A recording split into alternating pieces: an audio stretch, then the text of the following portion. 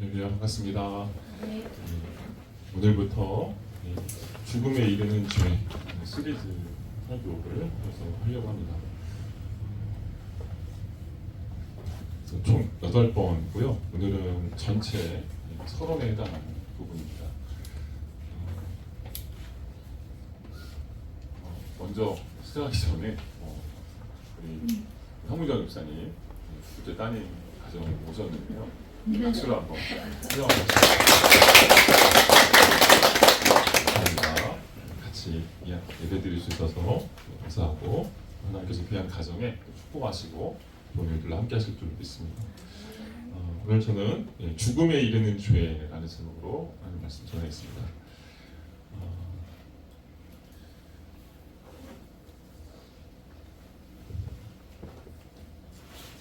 우리 인생 우리가 이렇게 인생을 살면서 그런 생각을 해볼 때가 있는 것 같아요. 어떻게 살아야 되는지, 이렇게 사는 게 맞는지, 내가 지금 제대로 가고 있는지 이런 방향 감각에 대한 고민을 할 때가 있습니다. 마치 이렇게 요즘 차에 보면 다 내비게이션 작동하잖아요. 내비게이션을 따라서 다 가는데 옛날에는 길을 어느 정도 내비게이션이 없을 때는 대충 이제 자주 가는 길은 다 알고 있었거든요. 근데 요즘은 내비게이션을 하도 의지하니까요. 내비게이션 중간에 먹통이 되면은 당황스러울 때가 많이 있습니다. 이 길로 빠져야 되는지 저 길로 빠져야 되는지 헷갈릴 때가 많죠. 인생도 그런 것 같아요.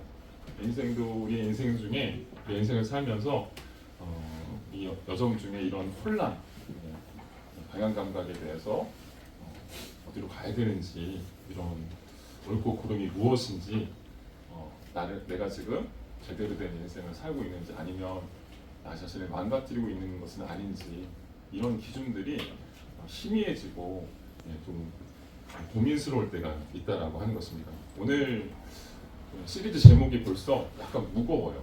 그죠? 죄, 죽음에 이르는 죄. 그러니까 굉장히 심각한 것 같고 이런 걸 할 때 좀 저도 좀 부담스러워요.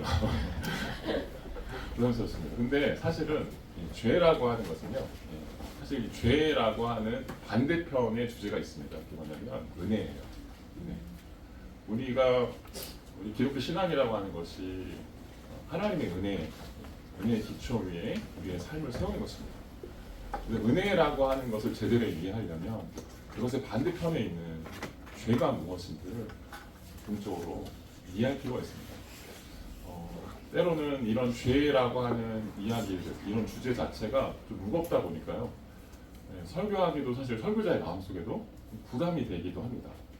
그러나 성경이 이 죄에 대한 주제들을 굉장히 깊이 있게 말한다라고 하는 거예요.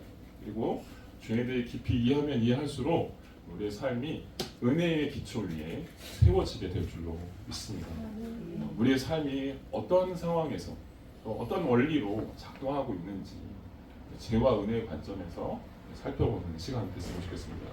오늘 우리가 같이 읽었던 로마서 3장 23절 말씀 보면요, 우리가 잘 아는 말씀이에요. 너무나 잘 알고 항상 고백하는 말씀인데 이 말씀이 한마디로 우리의 뼈아픈 현실에 대해서 고발하고 있습니다. 모든 사람이 죄를 범하였음에 하나님의 영광에 이르지 못한다. 우리가 인생을 살지만 우리 인생 속에서 바르게 살고 싶어 해요. 그죠? 결혼 생활도 잘하고 싶고요. 우리 인생이라고 하는 것도 제대로 된 삶을 살고 싶어 합니다. 그리고 누구보다도 가치 있는 인생, 다른 사람보다 조금 더 괜찮은 인생을 좀 살고 싶어 하는 그런 마음들이 있어요. 그죠? 이게 어디서 나왔을까요? 이게 뭘까요? 하나님의 영광이에요. 인간은요, 그렇게 살지 못하면서도 그 영광스러운 삶을 추구합니다. 그래서 그 영광스러운 삶이 내 안에서 이루어지지 못하고 있음에도 자꾸 그것을 동경하게 되는 것이죠. 그래서 끊임없이 그것들을 바라보게 됩니다. 왜냐하면 하나님께서 우리를 그렇게 만드셨어요. 하나님의 영광스러움을 담아내도록 우리를 만드셨어요. 그래서 창세기에 보면 인간 창조에 대한 이야기하죠. 오늘날은 이제 이 땅에 살면서 우리의 가치관이나 또 세상의 어떤 시대적인 이런 가르침들이 사실 이제 인본주의라고 하죠. 그런 인문학에 결정된 틀 안에서 이렇게 세상을 이해하다 보니까 성경의 이런 이야기들이 고리타분한 이야기로 들려지고요. 그리고 옛날 이야기야 이렇게 생각하게 만드는 시대가 됐어요. 근데 그러면 이런 현대인의 이런 과학이나 인문학이 말하는 이야기들이 어떤 삶의 어떤 궁극적인 것들에 대해서 대답하느냐, 그렇지 못할 때가 많이 있다라고 하는 거예요. 왜 이런 갈망들, 이런 영광에 대한 갈망들을 우리가 그렇게 살아내지도 못하면서 우리가 추구하게 되느냐. 성경은 인간이 그렇게 창조되었다 이렇게 말하고 있어요. 본래 하나님과 에덴 동산에서 아담과 하와가 그런 존재로 하나님께서 지으셨다라고 하는 거예요. 그분의 영광을 반사하도록, 그분의 그 영광 안에서 기쁨과 만족을 누리는 인생이 되도록 하나님이 만드셨다라는 것이죠. 그 태양계도 보면요, 태양계 안에서도 보면 태양이 있잖아요. 그 태양이 있고 그 태양을 반사하는 반사체들이, 다행성들이 있어요. 그래서 그 태양이신 그 태양의 빛을 결국 나머지 행성들은 다 반사하는 존재들이에요. 이게 다 창조의 섭리들입니다. 그것들 다 보게 되어 있는 거예요. 모든 인생을 살면서 사실 그런 것들을 보면서 우리 인생은 사실 빛을 발할 수 없어요. 발광체가 아닙니다.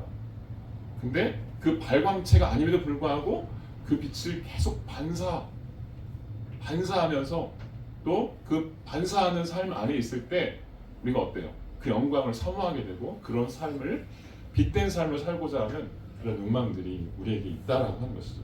근데 이런 영광들이요, 죄가 들어오면서, 이 땅에 죄가 들어오면서 그 찬란한 거울이 깨지고 말았습니다. 더 이상 그 빛을 반사할 수 없게 된 거예요. 그 영광을 더 이상 담아낼 수 없게 된 것입니다.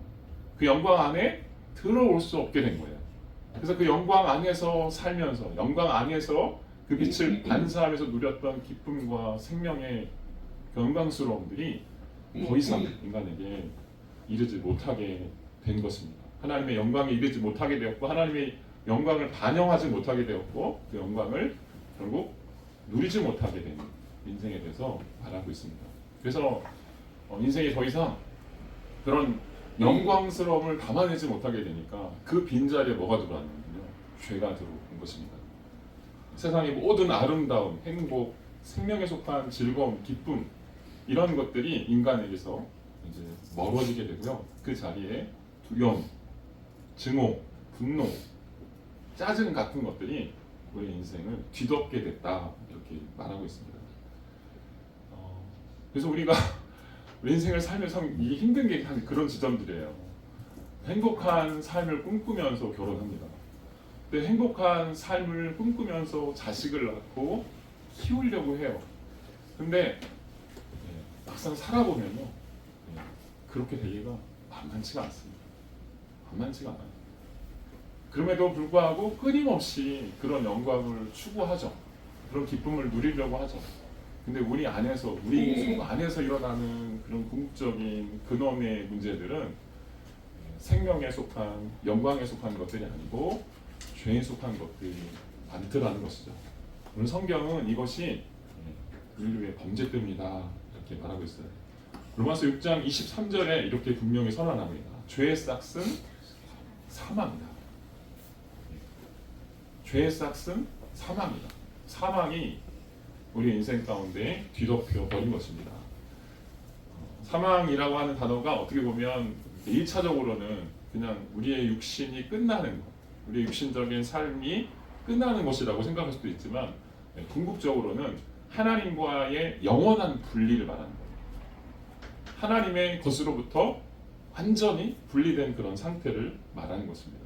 더 나아가서 영원한 분리다 보니까 성경이 말하는 둘째 사망이죠. 죽음 이후에 둘째 사망. 그래서 완전히 하나님께로부터 분리되어서 영원한 형벌까지 받게 되는 그런 두 번째 사망에 대해서도 이야기하고 있습니다. 그래서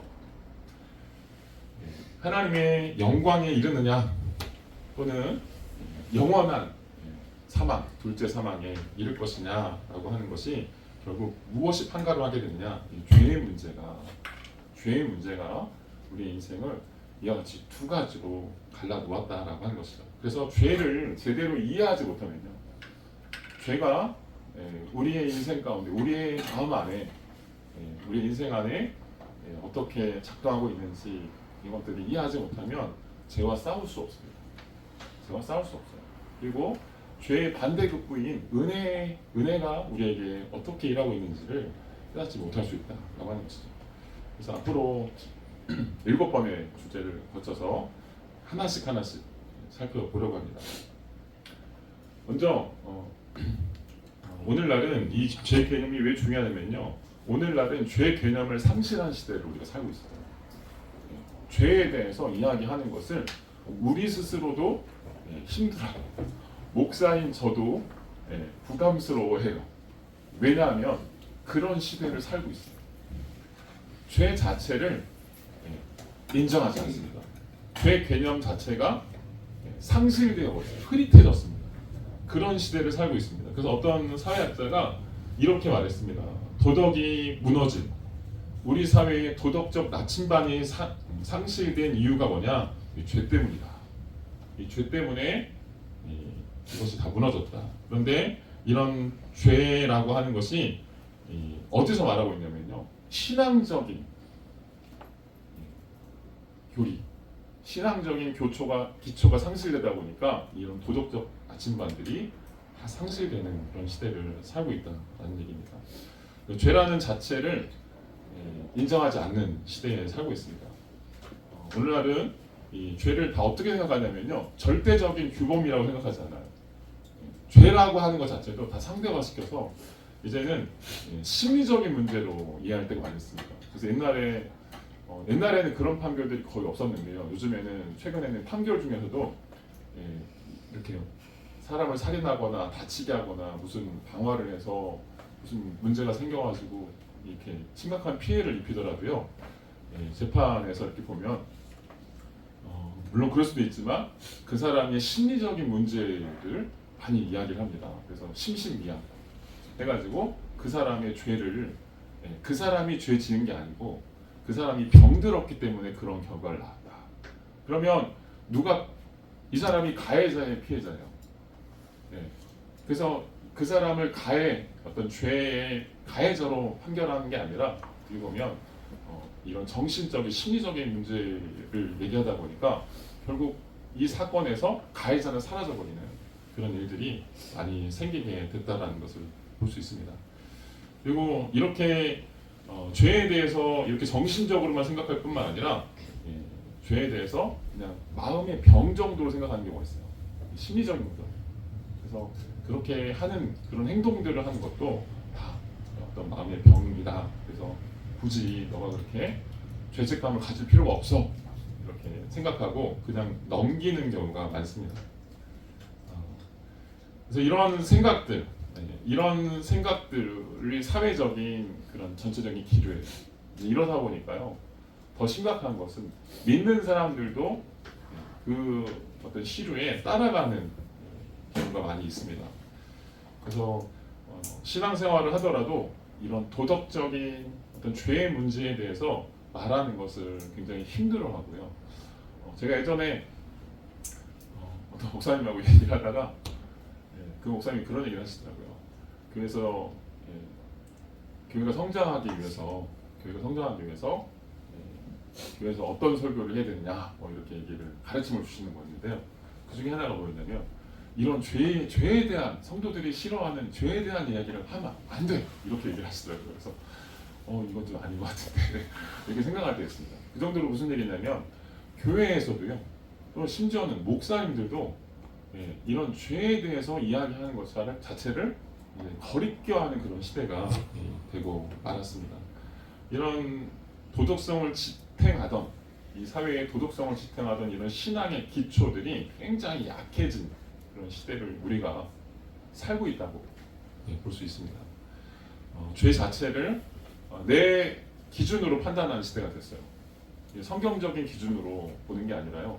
내가 판단하는 기준에 따라서 생각하는 시대가 됐어요. 그래서 얘기하다 보면 요즘 자주 하는 얘기가 뭐냐면 그건 네 생각이고 그건 네 생각이고 이런 식으로 이제 대답하는 이야기하는 그런 시대가 됐습니다. 그래서 도덕적인 신학적인 그런 가치나 기준들을 이제는 사회가 용인하지 않는, 그리고 이런 심리학적인 용어로 다 대체하는 그런 시대가 되고 말았다라고 하는 거죠.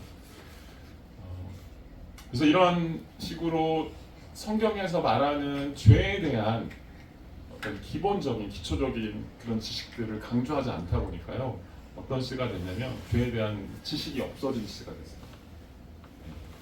죄 자체에 대해서 알지도 못하고요, 죄 자체에 대해서도 이것이 죄인지 이것이 죄가 아닌지에 대한 구분이 사라진 시대를 살고 있습니다. 그러다 보니까 죄를 인식을 하지 못해요. 이게 죄인지 아닌지, 이게 옳고 그른지 나쁜지를 모릅니다. 요즘 부모님도 보면요, 한국 사회가 급속도로 서구화되고 있어요. 서구화되면서 애들을 하나밖에 안 키우잖아요. 애들 거의 안 키우잖아요. 그러니까 애를 키우면서도 서구화되다 보니까 애한테 도덕적인 가치 판단을 부모가 안 내립니다. 그게 좋은 줄 알아요. 무슨 얘기냐면요, 애를 혼내지 않아요. 애를 혼내지 않습니다. 얘가 5살, 6살, 7살, 얘가 도덕적인 가치 판단을 할 줄 아나요? 모르나요? 네. 근데 할 줄 모르는데도 불구하고 그거를 옳다 그르다를 얘기를 안 해요. 그게 부모가 잘하는 뭐라고 그렇게 생각하시는 분들도 있어요. 근데 성경은 뭐라고 말하냐면, 부모의 역할이 뭐냐면 도덕적인 옳고 그름을 가르쳐 주는 것이 부모의 역할이다, 이렇게 말하죠. 그래서 때로는 규범에 대해서 가르쳐 주는 것이 부모의 역할인 것입니다. 그래서 그런 죄에 대한 인식을 어려서부터 잘 가르쳐 주는 것이 굉장히 중요합니다. 근데 이렇게 죄에 대한 인식이 사라지게 되면 어떻게 되냐면, 죄에 대해서 자기 기만하게 돼요. 죄를 지었음에도 불구하고 자기를 속입니다. 자기를 속입니다. 그래서 이렇게 자기를 속여가기 시작하잖아요. 그럼 어떻게 될까요? 내가 죄가 앞으로 이제 다루겠지만 이런 죄들을 범하고 있음에도 불구하고 자기를 속여요. 정확히 모르니까요. 자기를 속여가면서 그 죄를 계속 짓게 됩니다. 그럼 이게 뭐냐면요, 영적으로 다 무너지게 됩니다. 영적인 중추 신경이 다 무너지는 거예요. 그래서 교회 안에서도 이런 죄에 대해서 이야기하기를 싫어하니까 어떤 결과가 났을까요? 어떤 결과들이 나올까요? 영적인 감각들이 무뎌지게 되는 것이죠.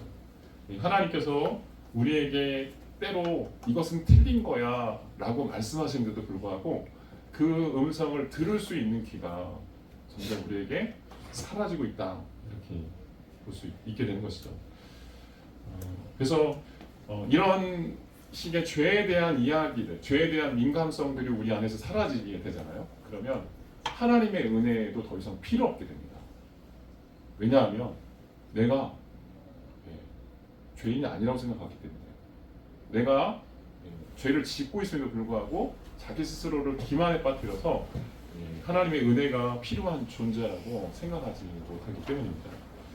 그래서 죄는 우리에게 결국 우리의 인생 가운데서 하나님의 영광을 담아내도록 하나님께서 창조하신 그 아름다움과 영광을 다 뺏어가게 만들어요. 뺏어가게 만듭니다. 그리고 이러한 사람 사이의 이런 관계 속에서부터 오는 아름다움들, 여러 가지 행복들, 이런 것들을 다 뺏어가서 우리 안에 그 죄가 만들어내는 불안과 공포, 두려움, 이런 분노, 이런 것들로 결국 우리의 삶을 바꿔 논다라고 하는 것이죠. 그럼 성경이 과연 무엇을 말할까요? 죄에 대해서 성경이 말하는 죄가 무엇일까요? 생각해 봐야 되는데요. 좀 어려운 표현이에요. 어떤 이제 신학자가 그렇게 정의를 했는데, 성경이 말하는 죄라고 하는데 그것은 인격적인 하나님께 저지르는 유책 있는 모욕이다. 그리고 샬롬의 파괴다. 좀 어렵죠. 좀 쉽게 설명드리면 죄는 하나님께 드리는 하나님과의 관계에서 저지르는 죄이고요. 그것은 반드시 유책, 책임이 따릅니다. 책임이 따르는 샬롬의 파괴, 하나님의 관계가 깨지는 그 관계의 파괴를 말하는 겁니다. 이 샬롬 하면 보통 평화라고 번역이 되죠. 근데 성경에서의 샬롬은 조금 더 풍성한 의미를 갖고 있어요. 그래서는 어떤 의미냐면 관계적인 용어입니다. 하나님과의 나와의 바른 관계, 그리고 이웃과 이웃 사이의 그런 관계, 이런 관계들을 다 깨뜨리는 거예요. 가까운 데서부터는 부부 간의 관계, 또 부모 자식 간의 관계, 이것들이 다 죄 때문에 깨집니다. 죄 때문에 깨집니다. 우리의 가정을 갉아먹는 게 뭔 줄 아세요? 우리의 가정, 행복한 가정을 이루고 싶어 하죠. 근데 그 행복한 가정이 왜 망가지느냐? 결국 갉아먹게 만든 게 뭐냐면 다 죄 때문입니다. 그 죄들을 죄라고 인지하지 못하고, 그리고 그런 죄들을 계속 용인하며 살잖아요. 그러면 하나님께서 원래 만들어 놓으시라고 했던, 하나님의 그 영광을 담아내려고 하셨던 그 영광이 사라지게 돼요. 그 샬롬의 파괴입니다. 근데 그것은 반드시 책임이 달라요. 책임이 따라다닙니다. 그래서 그 책임을 다 그 죄를 저지른 사람이 다 먹게 됩니다. 다 먹게 됩니다. 하나님이 만드신 그런 온 세상의 아름다운 그 질서를 결국 죄가 망가뜨리게 되는 것이죠. 원래 하나님은 이 창조를 통해서 당신의 그 은혜의 그 선율을 인간 세계에 담아내기 원하셨습니다. 이것이 뭐였냐면 샬롬이에요. 그 평화와 기쁨을 인간들에게 주기 원하셨다라고 하는 거죠. 그래서 이런 하나님의 그 창조 세계의 법칙을 따라서 은혜의 선율이 아름답게 연주되는 그런 상태, 이 상태를 바로 샬롬이라고 말하는 거예요. 근데 이런 샬롬이 죄 때문에 깨지게 된다. 이게 구약 성경이 말하는 거예요. 구약 성경이 말하는 이 죄의 개념이 샬롬의 파괴입니다. 신약 성경은 이걸 샬롬이라는 개념을 구원이라는 개념으로 연결을 하고 있어요. 하나님과의 구원, 이 관계가 막힌 담이 죄 때문에 생겼다, 이렇게 말하는 것이죠. 그래서 이것을 가장 잘 보여주는 게 뭐냐면 십계명이에요. 십계명. 이 십계명 한마디로 얘기하면 이 샬롬을 깨뜨리지 말라는 그런 명령이라고 볼 수 있습니다. 그래서 이 죄는 완전한 이런 샬롬의 상태를 하나씩 갉아먹어요. 갉아먹어서 흠집을 내서 결국 종국적으로는 파괴시키는 그런 일들을 한다라고 하는 거죠. 그래서 본래 하나님께서 만들어 놓으셨던 진짜 아름다움을 죄가 어떻게 만드느냐? 쓰레기와 같이 만듭니다. 우리의 인생을 우리가 정말 싫어하지만 쓰레기 같은 그런 상황으로 전락시키고 만다라고 하는 것이죠.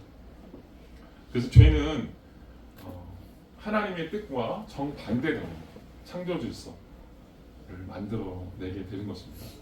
그래서 이것을 가장 잘 설명하는 표현이 뭐냐면 우리가 같이 읽은 본문이에요. 로마 3장 23절. 같이 읽어볼까요? 시작. 모든 사람이 죄를 지었으므로 하나님의 영광에 이르지 못하노니. 모든 사람이 죄를 지었으므로 하나님의 영광에 이르지 못한다, 이렇게 말하는 것이죠. 그래서 성경이 말하는 이런 죄는 세상이 말하는 죄와는 좀 달라요. 궁극적으로 다릅니다. 그래서 세상에서는 이런 범죄나 그런 비윤리적인 그런 행동들이죠. 근데 성경에서는 하나님께 대한 관계 또는 하나님을 향한 영적인 반역을 의미하는 것입니다. 하나님 말씀에 대한 불순종, 이런 것들을 의미합니다. 그래서 이런 죄가 우리 생각에, 우리 인생에 궁극적으로 어떤 영향을 미친다라고 말하고 있어요. 그래서 죄를 이해하고 죄된 생각들과 싸우는, 또 죄된 행동들과 싸우는 것이 신앙생활이다고 말할 수 있습니다. 세 번째로 성경이 우리가 살펴보는 이 7대 죄에 대해 살펴볼 건데요. 7가지 죄 이제 이게 이 7대죄라고 하는 이 개념이요. 어디서 나왔냐면 큰 죄라는 뜻이거든요. 카톨릭 교회가 갖고 있는 죄에 대한 연구에서 나온 겁니다. 그래서 성경이 말하고 있는 이 죄 개념을 발전시켜서 카톨릭 교회가 계속 처음부터 이런 죄 개념을 이제 발전시키다 보니까 심각한 죄, 또 적은 죄 이런 개념을 낳았어요. 그래서 여기 7가지 죄인데 카톨릭 교회에서는 7대 죄악 이렇게 말합니다. 7대 죄악. 그래서 7가지 큰 죄악이라고 말하거든요. 근데 7가지 큰 죄악과 작은 죄악, 소죄라고 하는데요. 큰 죄는 구원을 잃을 만큼 심각한 그런 죄악이고요. 소죄는 덜 심각해서 구원을 잃을 만큼은 아니다. 그래서 이 죄를 어떻게 그러면 천주교에서 해결했냐면요. 소죄는 자기 스스로 참회 기도를 하면 없어진다. 이렇게 생각했고요. 대죄는 자기 혼자는 안 돼. 자기 혼자는 안 되고요. 누구한테 도와달라고 해야 돼요? 목사님한테 도와달라고 해야 된다. 그래서 그 참회 기도, 그 고해성사 아시죠? 사죄 기도를 통해서만 이 7대 죄악이 사함을 받는다. 이렇게 연결시켰어요. 근데 기독교는 이런 개념을 받아들이지 않습니다. 기독교는 이 개념을 받아들이지 않아요. 그래서 기독교의 죄에 대한 이야기는 이런 사죄 참회, 사죄 이런 고해성사나 이런 개념들을 성경적이지 못하다 이렇게 말하고 있고요. 종교개혁자들이 이것을 비판하면서 이제 더 이상 이런 사죄 참회 기도나 이런 것들이 더 이상 유효하지 않다. 오직 예수님의 보배로우신 피로 우리가 다 깨끗하게 사함을 받는다. 모든 사람이 다 제사장이다. 만인 제사장이다. 이런 얘기를 하면서 이들의 주장을 받아들이지 않게 됐습니다. 그러면 우리에게 어떤 의미가 있을까 한번 생각해 볼 수 있는데요. 여기에 7가지 큰 죄악이라고 하는 단어를 영어 표현에서는 7 capital sin 이렇게 얘기합니다. 이 캐피탈이라고 하는 뜻이 뭐냐면 캡아웃이라고 하는 단어에서 나온 건데요. 머리, 원천 그런 뜻이에요. 그래서 죄의 머리가 되는 죄들, 또 원천이 되는 죄들 이런 표현을 말하는 것입니다. 성경에도 보면 그런 그 심각한 죄들에 대한 이야기를 하고 계셔요. 그래서 성경에도 보면 사함을 받지 못하는 죄들에 대한 언급들이 나오거든요. 그래서 어쨌든 이런 큰 죄들에 대한 얘기가 나오는데 이게 이런 7가지의 죄악이 결국 죄의 근원에 있는 죄를 낫게 하는 아주 깊숙한 어떤 원인이다라고 말하는 것입니다. 그래서 그런 죄들을 흘러나오게 하는 근원적인 죄들이 바로 7가지 죄악이다 이렇게 말할 수 있겠습니다. 그래서 이런 죄들과 앞으로 이제 7가지를 살펴보면서 교만, 시기, 분노, 나태, 탐욕, 탐식, 그리고 정욕, 허영 이렇게 7가지의 죄들을 살펴보면서 이것이 우리의 뿌리와 같은 죄다. 우리 마음속에 뿌리와 같이 남겨져 있는 그런 죄악이다 이렇게 생각해 보려고 합니다. 그리고 우리의 삶에 이런 뿌리와 같은 죄들이 어떻게 파고들어서 우리의 삶을 또 영혼을 파괴하고 또 하나님이 만들어 주셨던 그런 창조의 은혜의 선율을 망가뜨리는지 또 하나님의 영광에서 멀어지게 하는지를 살펴보려고 합니다. 근데 여기 이런 7대 죄에 대해서 연구했던 어떤 그 학자가 이런 얘기를 했어요. 이런 7대 죄의 특징에 대해서 앞으로 우리가 싸워야 되는데요. 이런 죄악과 싸울 때 중요한 지적을 합니다. 이 죄들을 어떻게 상대해야 될 것인가 라고 하는 얘기를 하는데요. 그 그림에 보면 이 타이슨입니다. 타이슨. 제가 이 격투기 선수로 좀 쳐주는 사람은 타이슨이에요. 요즘 격투기 선수 굉장히 많잖아요. UFC 뭐 이런 거 굉장히 나오는데 제가 인정하는 넘버원은 타이슨이에요. 근데 타이슨 한 번 맞으면 옛날에 뭐 돌주먹 이렇게 얘기하는데 핵주먹이라고 하잖아요. 한 번 맞으면 그냥 뻗어버리는. 그리고 아주 유명한 말을 남겼죠. 뭐다 덤비려고 하는 도전자들이 와서 각오를 얘기할 때 타이슨이 그런 얘기를 했습니다. 누구나 그럴싸한 계획을 갖고 있다. 처맞기 전까지 이런 얘기를 했는데 이게 죄가 사실 이와 같습니다. 제가 이와 같습니다. 우리가 이런 뿌리와 같은 죄들을 상대할 때요, 우리가 여러 가지 계획들을 갖고 있어요. 그리고 내가 한번 해볼 수 있겠지? 해볼 수 있겠지? 이렇게 생각합니다. 근데요, 이런 죄들을 상대할 때 절대 이길 수가 없습니다. 절대 이길 수가 없어요. 왜 이길 수가 없냐면요, 이 죄들은요 아주 근원 속에 있는 거예요. 근원 속에 있는 거예요. 근원 속에 있다라는 게 뭐냐면 인간이 통제할 수 없는 거예요. 인간이 그 죄를 통제할 수 있다고 생각하는데 통제할 수가 없어요. 통제할 수가 없어요. 그래서 그 통제하려고 하면 어떤 식으로, 그러니까 이제 그걸 한번 싸워보려고 하는 거죠. 그러면 첫 번째 반응이 뭐냐면 익숙한 패배입니다. 익숙한 패배. 네. 자주 패배하게 될 거예요. 패배를 계속하게 될 겁니다. 여러분 이제 성령 받고 하나님의 살아계심을 경험하고 내가 거듭난 사람이 되고 나면 그때부터 하나님의 은혜가 우리에게 보이는 순간 내 속에 있는 죄가 보이기 시작합니다. 보이기 시작하죠. 그리고 그 보이는 죄 앞에 어떤 반응들이 오든가요? 아, 내가 승리했다. 아, 내가 다 이겼다. 이렇게 하시는 분들 계신가요? 대부분 다 어떻게 되냐면요, 다 다운 당합니다. 그리고 처절하게 싸워도 이길 수 없는 익숙한 패배를 경험하게 됩니다. 그리고 그러다가 어쩌다가 한번 어쩌다가 도망가다가 펀치 하나를 날렸는데 그게 사단에게 한 대 맞은 그런 작은 조그마한 승리를 경험하게 된다는 거예요. 그리고 때때로는 굴욕적인 타협을 죄를 지으면서 하나님 제가 이거 절대로 하지 않을게요 이렇게 해놓고 나중에 가서 보면은 적당한 수준에서 타협하는 우리 자신을 보게 된다는 것이죠. 그리고 때때로 승리를 죄를 이겼다라고 하는 것도 보면 권투 경기 실컷 하고 이기긴 이겼는데 거의 죽을 지경이 쳐 맞아가지고 이런 상태에 있는 우리 자신을 보게 됩니다. 이게 굉장히 실제적이다, 현실적이다 이런 얘기를 해보면 생각이 들더라고요.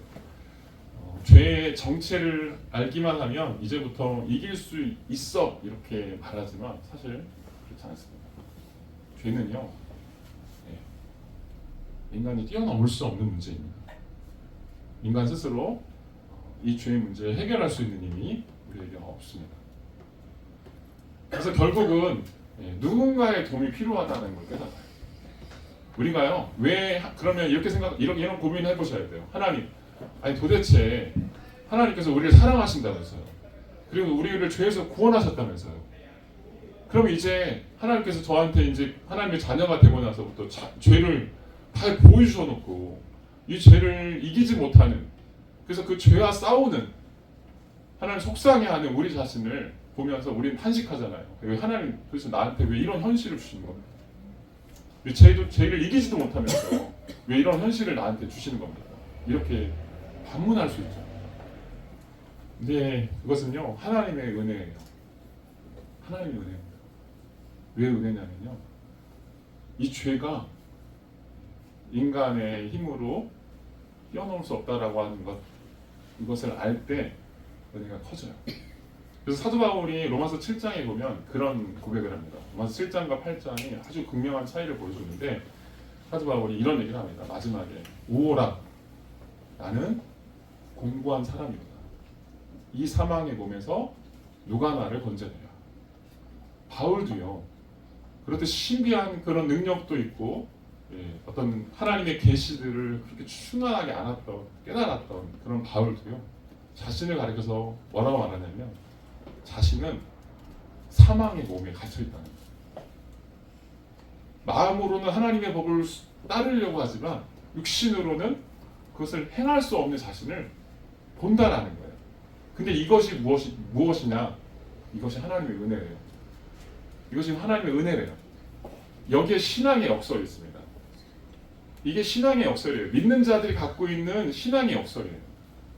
이 세상이 알 수 없어요. 세상은요, 자기가 컨트롤할 수 있다고 생각해요. 자기의 삶을 다 자기 자신이 컨트롤할 수 있다고 생각합니다. 그래서 컨트롤하지 못하니까 어때요? 망가지는 겁니다. 망가지는 거예요. 인생이요, 그렇게 쉽지가 않더라고요. 그렇게 쉽지가 않더라고요.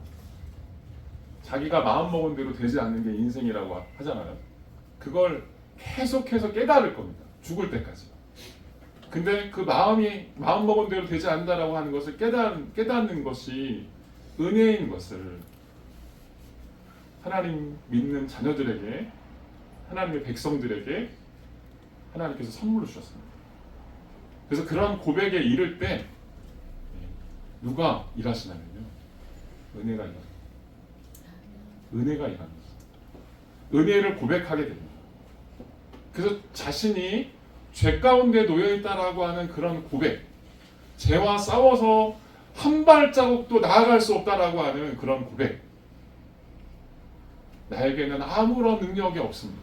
오직 주님 외에는 내가 내 인생을 한 발자국도 내세울, 내 가정을 하나도 한 키도 세울 수가 없습니다. 라고 하는 그런 고백, 그 고백이 은혜로 우리를 이끄시는 줄로 믿습니다. 그래서 사도 바울은 우리가 같이 읽었던 5장 1, 2절 이런 얘기를 합니다. 그러므로 주부에 있죠. 주부에 한번 읽어보겠습니다. 5장 1, 2절 같이 읽겠습니다. 시작. 그러므로 우리는 믿음으로 의롭다는 인정을 받아 우리 주 예수 그리스도로 인해 하나님과 더불어 평을 누리고 있습니다. 또한 우리는 그분으로 인해 우리가 서 있는 은혜에 들어감을 얻었으며 하나님의 영광을 바라며 기뻐합니다. 네. 그런 다음에 5장 1, 2절 이렇게 얘기한 다음에 19절, 20절이 핵심 구절인데요. 20절에 이런 얘기를 합니다. 19절에 한 사람의 불순종으로 죄인이 된 것처럼 한 분의 순종함으로 인해 의인이 될 것입니다. 우리의 인생을 세우시는 분이 누구예요? 이 죄가 한 사람 아담을 통해서 죄가 들어왔지만 이제 한 사람 두 번째 아담이신 그분의 순종함으로 인해서 우리가 의인 되었습니다. 하나님의 의가 우리에게 들어왔습니다. 20절 율법은 우리를 범죄하게 하려고 들어왔습니다. 그러나 죄가 더한 곳에 은혜가 더욱 넘쳤습니다. 이제 죄가 더한 곳에 은혜가 넘쳤다라고 하는 고백을 사도 바울이 하고 있는 것입니다. 우리의 삶도 그렇습니다. 때로는 이렇게 죄에게 끊임없이 패배당하고 한 걸음도 승리할 수 없는 그런 우리 자신을 보지만 그럼에도 불구하고 우리를 뒤덮고 계시는, 우리를 손을 굳게 잡고 계시는 그 하나님의 사랑을, 그 하나님의 은혜를 그제서야 우리는 고백할 수 있게 됩니다. 이게 신앙의 역설인 줄로 믿습니다. 내가 죄와 싸워서 이기는 게 아니고요, 그리스도께서 그 이김을 우리에게 주시는 줄로 믿습니다. 아멘. 그래서 이런 죄와 끊임없이 싸우는 인생에 대한 이야기가 성경에 말하고 있는 거예요. 그리고 죄와의 싸움을 통해서 우리 인생이 하나님의 은혜로 더 깨달아지고 하나님의 은혜로 세워지게 되는 그런 인생에 대해서 성경이 말하고 있는 줄 압니다. 어떤 이야기에 보니까 그런 이야기가 있더라고요. 어떤 미국 가정의 이야기인데요.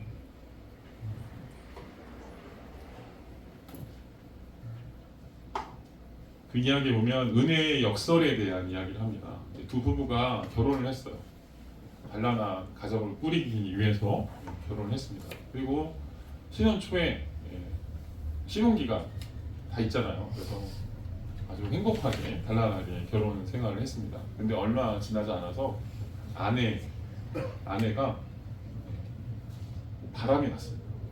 바람이 나서 결혼 생활이 악몽이 되고 말았습니다. 바람이 나니까요, 남편도 보이지 않아요. 자식이 2명이나 있는데 자식도 보이지 않습니다. 그래서 결국 집을 나갔습니다. 그래서 그 남편이 아내가 돌아오도록 신앙인이었던 것 같아요. 그래서 끊임없이 기도했습니다. 하나님의 은혜를 구하고 하나님께 기도했어요. 그러면서 용서합니다. 만약 돌아온다면 무슨 일이 있어도 다시 다 용서하고 그녀를 사랑하겠다고 하나님께 약속을 합니다. 그리고 몇 년의 시간이 지났어요. 몇 년의 시간이 지났습니다. 보통 다 포기할 텐데요. 끝까지 찾아 나섰나 봐요. 몇 년의 시간이 지나서 어떻게 길을 가는데요. 여름이어서 폭염이어가지고 찌릿한 더위인데요. 그 더위에 어느 날 해가 뉘엿뉘엿 지는데 그 저녁에 어떤 초라한 옷을 입은 그 힘겨운 삶에 지친 여자 하나가 물을 먹고 있는 음료수 배에서 물을 먹고 있는 마시고 있는 것을 봤습니다. 근데 딱 보자마자 자기 와이프라고 하는 것을 깨달았어요. 알게 됐어요. 그래서 그 옆에 가서 이렇게 옆에서 이렇게 보니까요, 그를 쳐다봅니다. 그랬더니 그 아내의 반응이 어떨까요? 남편이 와서 몇 년 동안 집에도 들어가지 않았는데 와서 옆에서 쳐다보니까 그 와이프가 두려워하는 거예요. 그리고 그 남편의 시선이 불편한 기색을 보입니다. 그래서 그녀는 아주 작은 그런 쾌락을 위해서 가정을 다 내팽개치고 떠났던 그런 그녀였는데 남편은 여지까지 그녀를 찾아다녔던 것이죠. 그래서 그를 쳐다보면서 이렇게 따뜻한 눈빛으로 보내고 있으니까요. 그 눈빛을 바라보는 것만도 부담스러운 그런 상태였던 것 같습니다. 근데 그런 상황에서도 그 남편이 보내주는 그런 눈빛은 수많은 그녀가 만났던 수없이 많은 그런 남자들보다 더 깊은 사랑의 눈빛을 보여주고 있었습니다. 그래서 그 남편이 이렇게 물어봅니다. 해나, 당신이 맞소? 남편이 물어봅니다. 여기서 뭐 하고 있어? 와이프가 이야기합니다. 달리 갈 데가 없어서요. 그 사람한테서 도망쳐야 돼서 피곤하고 무섭고 목이 말라서 여기 있어요. 남편 이야기합니다. 집으로 가요. 필요한 건 뭐든지 내가 챙겨줄게요. 내가 당신을 보호해줄게요. 다시는 목마를 일이 없을 거예요. 이렇게 이야기합니다. 그 얘기를 듣고 아내가 대답을 하지 못해요. 한참 동안 침묵이 이어집니다. 그리고 고개를 숙이고 있던 아내가 남편을 쳐다봅니다. 쳐다보는데 그 눈빛 속에 당황스러움, 그리고 미안함, 그리고 수치스러운 그런 눈빛들이 뒤섞여 있는 그런 눈빛이었습니다. 근데 남편의 얼굴은 예전에 처음 만났던, 처음 사랑을 했던 그 남편보다 더 깊고 더 정제되고 든든한 그런 미소로 아내를 쳐다보고 있었습니다. 그리고 그 아내를 향해서 이렇게 이야기합니다. 사랑해요. 와이프는 그렇게 말하는 남편의 이야기를 믿을 수가 없죠. 그래서 이렇게 얘기합니다. 당신은 내가 무슨 짓을 저지르고 다녔는지 몰라요. 내가 여기서 어떻게 살았는지 당신은 몰라요. 남편이 또 얘기합니다. 아니, 나는 다 아고 그 남자들 내가 다 알아요. 지금 당신 아파트에 있는 살고 있는 그 전에 만났던 그 남자도 알고 그 전에 만났던 6명의 남편들도 내가 다 알고, 그리고 그 사람들 이름들도 내가 다 알고 있어. 여보, 이제 내가 당신을 알고 있으니 이제 집으로 갑시다. 이 와이프가 싫다고 얘기합니다. 당신은 모른다고, 저는 그럴 자격이 없다고 이렇게 얘기합니다. 이게 무슨 얘기냐면요, 성경에 있죠, 호세아서. 성경에 있는 호세아서를 현대판으로 각색한 그런 이야기인데요. 인생은 그런 거예요. 인생은 여기 바람난 그 아내와 같이 끊임없이 하나님을 향해서 자기 멋대로 살아가는 그런 모습으로 살고 있는 겁니다. 그리고 하나님이 계심에도 불구하고 그 옆에 7명의 정부를 세워두고 그 정부를 따라서 살아가는 것이죠. 이 이야기를 썼던 이 마셜 시걸이라고 하는 그 작가가 그런 얘기를 했습니다. 그 해나의 7명의 정국 남편들은 바로 이 교만, 시기, 분노, 낙태, 탐욕, 탐식, 허영과 같은 우리의 죄악들이다 이렇게 얘기했습니다. 그리고 그 끊임없이 쫓아다녔던 그 남편은 우리가 신실함을 잃어버리고 하나님께 대하여서 행해야 했던, 하나님께 순종해야 했던 그런 것들을 다 내팽개쳤던 그런 신실함을 잃어버렸음에도 불구하고 끊임없이 우리를 찾아와서 우리를 붙드시는 그 예수님의 모습이다 이렇게 말씀했습니다. 여러분, 죄는요 하나님의 은혜를 이길 수 없습니다. 우리의 인생 속에 수없이 많은 죄들이 우리 자신을 괴롭힐 겁니다. 여러분의 마음속에서도 죄가 여러분을 괴롭힐 거예요. 근데 우리가 알아야 될 게 있어요. 근데 이런 괴로움 속에서도 하나님께서 우리를 왜 그런 상황 가운데 놓여 있게 만드시냐? 절망하지 말라는 거예요. 그 상황 안에 우리를 붙들고 계신 분이 누구예요? 우리를 쳐다보고 계신 게 누구예요? 그 상황을 아시는 분이 누구예요? 예수님이시다라는 거예요. 그분으로 인해서 우리가 이제 하나님의 의에 들어오게 되었다고 성경이 말하고 있습니다. 그래서 죄와 싸우는 그 상황 가운데서도 우리가 무엇을 바라봐야 될까요? 그 전에는요, 죄와 싸워서 이길 수 없으니까 죄와 타협하고, 그리고 내가 안 된다라고 말할 수 없으니까 끊임없이 죄를 그냥 자기 기만하면서 속여왔어요. 근데 이제는 거기서부터 해방되었어요. 이제 죄까지도 우리를 주님의 사랑에서 끊을 수 없게 되는 줄로 믿습니다. 그래서 그 은혜 앞으로 더 한 발짝 나아가기 위해서 죄까지도 우리를 사용하신다. 죄까지도 사용하신다라고 하는 것들을 성경에 말하고 있습니다. 결국 죽음에 이르는 죄가 우리를 은혜로 더 가까이 인도할 줄로 믿습니다. 앞으로 7주가 이런 죄, 우리 속에 들어와 있는 이 뿌리 속에 있는 이런 죄들을 생각하시면서 우리가 기억해야 될 게 있어요. 좀 무거운 이야기일 수도 있지만 어떤 걸 꿈꿔야 될까요?